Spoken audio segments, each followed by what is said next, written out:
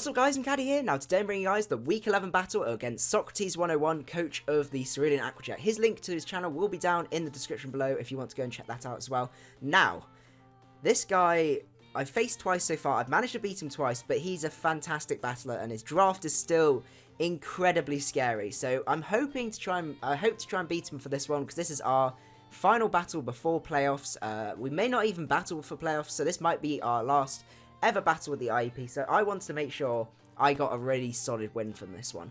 So, first things first, what I decided to bring. So I had the same sort of, I had a physically defensive Umbreon this time, because as you can see, there's an Aggron in the middle of the field now. So he actually changed his draft up, so he had the Aggron instead of the Pidgeot.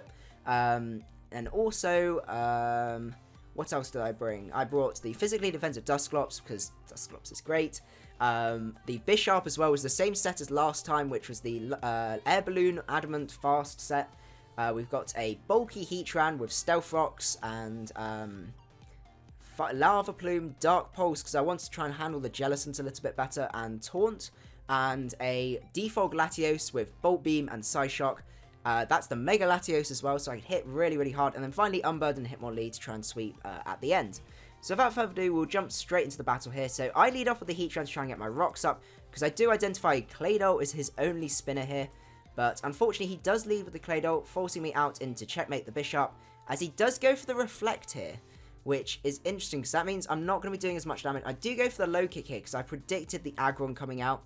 And even under Reflect, I'd be doing almost 50% to that Aggron. To get some damage on that Mega Aggron would be great, because I don't have too many answers for it, apart from the Heatran, which can cause issues with earthquakes and stuff like that, and also the Hitmonlee as well, but even then Hitmonlee is not doing much, it's only the Unburden one.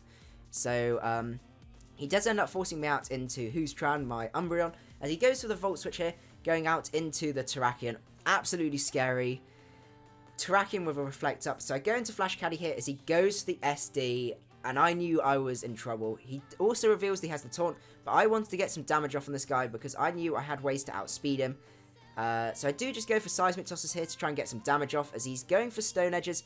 This is also my number one, Dusclops was probably, his main role was to try and stop Terrakion. And if it can stop Terrakion by dying, so be it. It means I can go out into something else as well. So he goes out, finishes off with the Stone Edge there, but that means I can go out into Latios and I can get my Mega up, which is really, really nice. So he goes out into Rotom here, so I just go for the T-Bolt.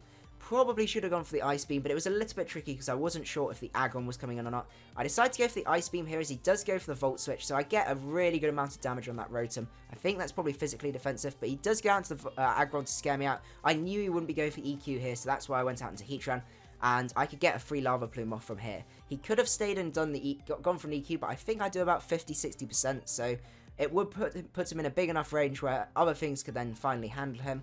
So I do force him out here. Go for the Sucker Punch to try and get as much damage off as possible onto this Victini, because I could then get rocks up, if possible, later on. So I go out into Umbreon because I knew I could take whatever hit he wanted to go for then. There. Foul Play does nothing on that Aggron, which is just absolutely disgusting. The bulk on this is unreal. He does try and go for a Toxic hit, ends up missing. So I knew he may go for a Toxic hit, so I think I go into... No, I do decide to just Foul Play here. I think he predicted me to go for... out into the Heatran, but I do end up staying in because I knew that the Terrakion was a huge threat.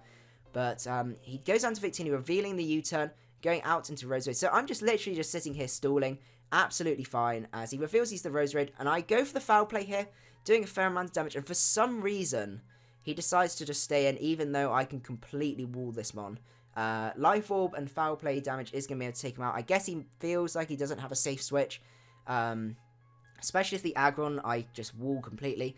And he just had a huge amount of trouble with this. So he does go on to Aggron now, as I go for the Wish, as he reveals Taunt, so he's got a Taunt on a whole ton of Mons for this one, which is just absolutely insane. So I go for the Foul Play here, as he does go for the Toxic, which is fine. I can heal Bell that off later on, but I do decide just to keep going for Foul Plays, because I needed to get this down to a point where a Lava Plume would be able to KO this guy, guaranteed.